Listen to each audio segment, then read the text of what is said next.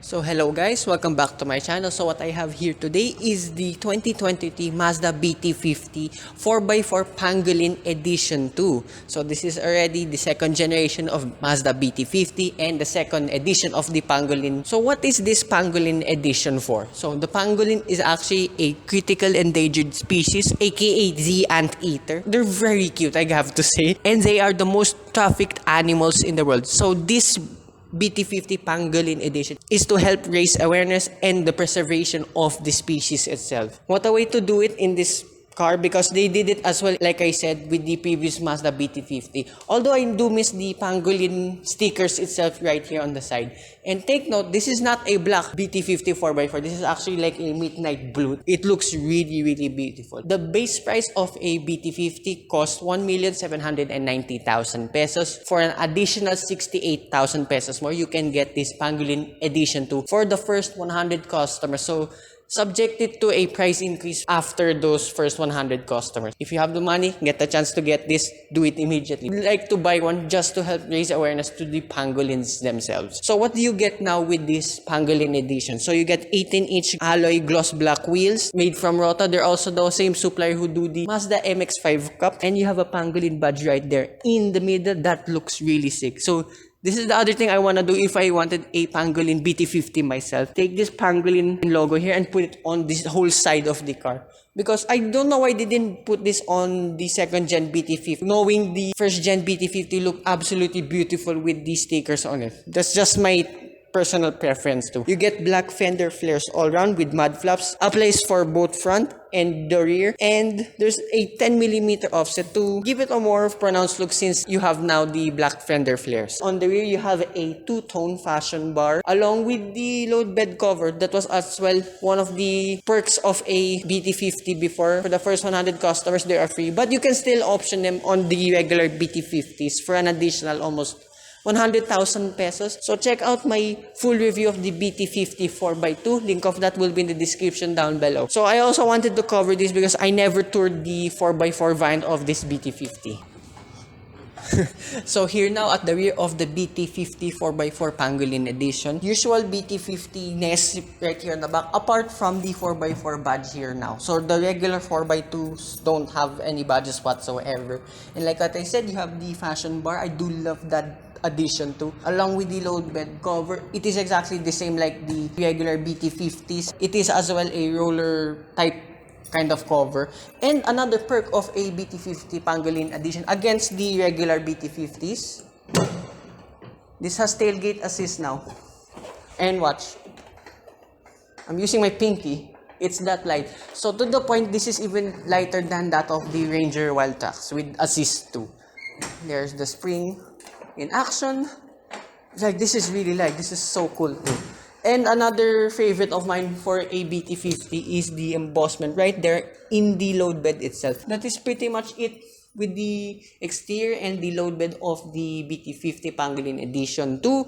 I'll show you the interior. Oh no, wait. So speaking of the same, powering this BT-50 4x4 Pangolin Edition 2, it is exactly the same, a 3-liter turbocharged 4-cylinder diesel engine. So let's go to the interior.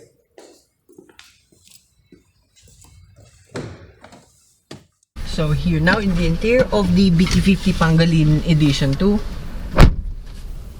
It sounds exactly the same like the regular BT-50s and a D-Max on which this is actually based on. So here now in the interior itself, pretty much similar.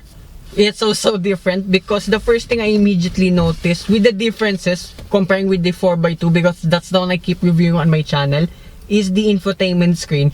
It is so much bigger than that of the 4x2, and I way prefer this head unit compared with the 4x2. And I noticed few differences too throughout here in the cabin. I mean, everything is somewhat the same, albeit you have brown Napa leather seats now. These are really nice and a little bit hard, but good bolstering too, but it is much more premium here than that of the BT-50 4x2 with fabric seats. So in the door card, as well. It continues the brown Napa leather there. And then another main difference here, there is a rear diff lock here on the center console, and along with more buttons here compared with the 4x2. I just overlay it right here. As you can see, there's a lot of blanks in the 4x2, and you have a drive mode select right here with 2 high, 4 high, and 4 low. That's what the 4x2 doesn't have. So steering wheel, it is pretty much the same. So check out again my BT-50 4x2 review and a walk around review. I compared both the old and new BT-50 4x2. Pretty much exactly the same here, a bit with more buttons and more drive modes here. So in the instrument cluster, you have a digital display that's flanked by an analog tachometer and a speedometer. And on the left side of the dashboard,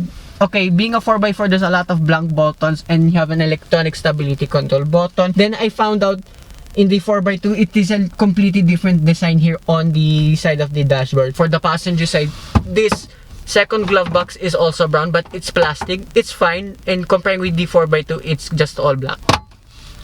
So what else? Yeah, it is pretty much the same here, but at least not taken away from the 4x2 is the rear here, the air conditioning vents along with a cubby space there. So the rear seats exactly the same like here in front, that continues the brown Napa leather seat. Yeah, sadly there's not much differences here in the interior with the Pangolin edition too. So I was expecting like a plaque here in the cabin, but sadly there's none here. Maybe that's the thing I will do if I wanted to buy one of these. So actually, if I wanted to buy one of these two, I will delete all the chrome, just wrap it all in gloss black. I will take a black one personally, because I thought this was a black unit.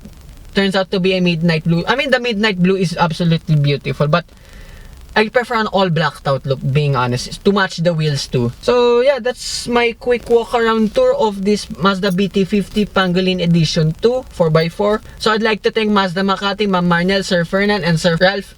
The contact details will be in the description down below. So hope you guys like and subscribe, and I will see you with more walk around tours and more Mazda reviews too. And then hopefully I will review a special Mazda right here coming soon too. Bye bye.